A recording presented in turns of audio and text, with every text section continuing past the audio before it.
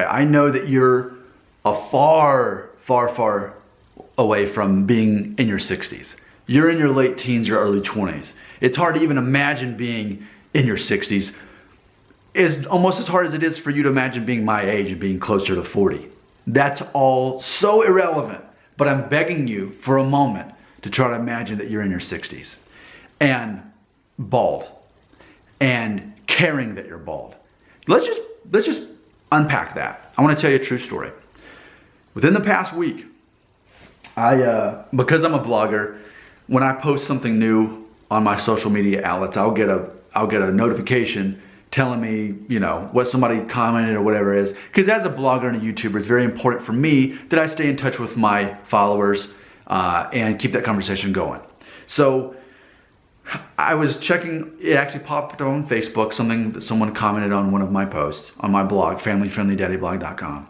And when I did that and I read the thing, okay, here's what they said about my post, within the very first top news story on my Facebook feed showed up. And here's what it was. It was somebody that was in, I guess, their 50s, doing one of those things where they're trying to sell a product. I don't know if it's an essential oil or some kind of thing with your hair, but it's supposed to make your hair become thicker. So there was a before and an after shot of this person's hair before and after this product. Now please know, please know, please know, this is completely different than me as a third party using rosemary oil on my hair to test it out whether it's going to save my hair. Because I'm not selling you that oil. If you ask me which brand, I'd say I've used more than one brand. I'm not faithful to a brand.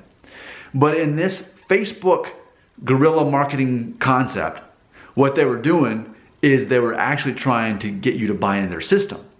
Because immediately in there, then it showed, and thanks to so-and-so and so-and-so for becoming premium members or something like that.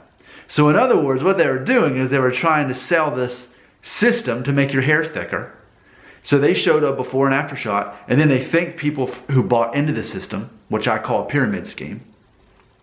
And then it worked because I saw somebody else, a man who's in his 60s,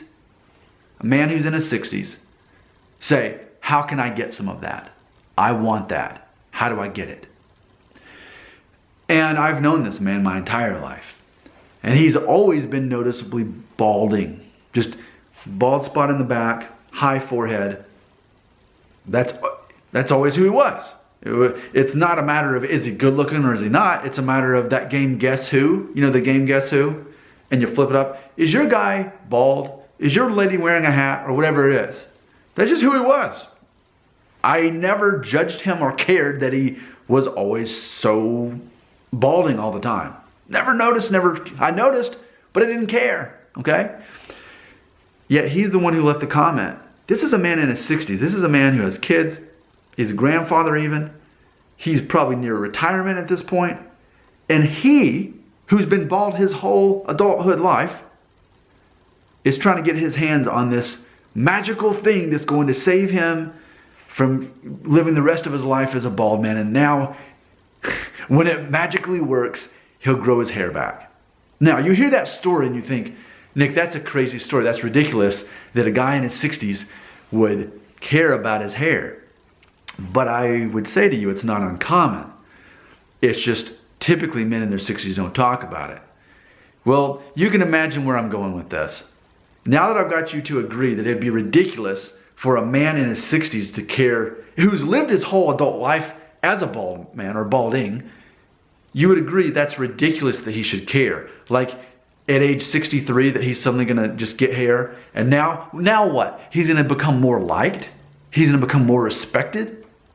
His life will be better because he now has hair, even though he's lived his whole adult life as a balding man or bald man? That's already ridiculous, isn't it? Let's move it down to age 50. What if the guy in this story is age 50?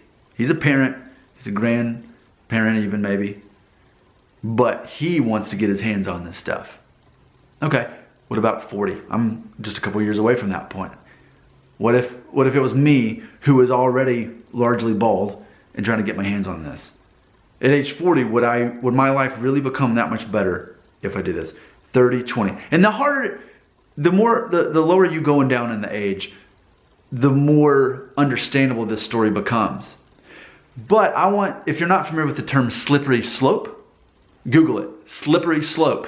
And that's basically that once we agree to let certain people do one thing, then we basically got to let everybody do that one thing. It's just like here in America, the way that marijuana has apparently become legal in certain states and certain situations. Here in Tennessee, completely illegal from everything I understand.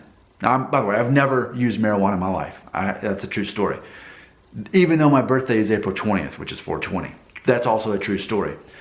But it's the slippery slope. Years ago when Colorado and Washington and whatever states started opening the doors for certain situations with marijuana, it made it to where eventually the rest of the country is going to fall in line to where marijuana is officially legal at that point. That's what I'm going to call a slippery slope. All it took was one state to change it, and then everybody else kind of falls in line. So I say the slippery slope because if I could get you to agree with me that it's ridiculous for a man in his 60s to think that his life is going to get better, that he's going to become more respected, better liked, that his life will actually be better by suddenly having hair, which he hadn't had since he was a teenager or whatever. We can see, though, there's still truth in that every decade we drop down. Even to your 30s and 20s and maybe even late teens. Because once you get out of high school mentality starts going away. And people aren't judging you on having hair. They're judging you much more severely. You're judged much more severely as an adult, but not on your looks. You're judged on your career path. You're judged on your ability to make money, to provide for a family, to be kind and caring and helpful and cool and respected. But even like that guy in his 60s, he's not going to become more respected if he suddenly gets hair. In fact, they're like, oh, well, you got hair now? What? And obviously if the product's not going to work, it's a pyramid scheme. I know that. People who buy into that never realize that. I do. Can you understand where I'm going with this story? I understand it's more relevant to care about hair loss when you're young and less relevant to care about it when you're older. But there are men in their 60s who are still bothered by their hair loss. They never got to that point of identity and security in who they were beyond their hair. They always held on to that little bit of hope that somehow they'd have hair and that their life would be better. And then meanwhile, there's men who were bald their whole life, like Dr. Phil, who could care less that he's bald because of what all he's done in life. I'm sure Dr. Phil has a level of contentment that many men with full heads of hair will never have. Tell me your thoughts on that.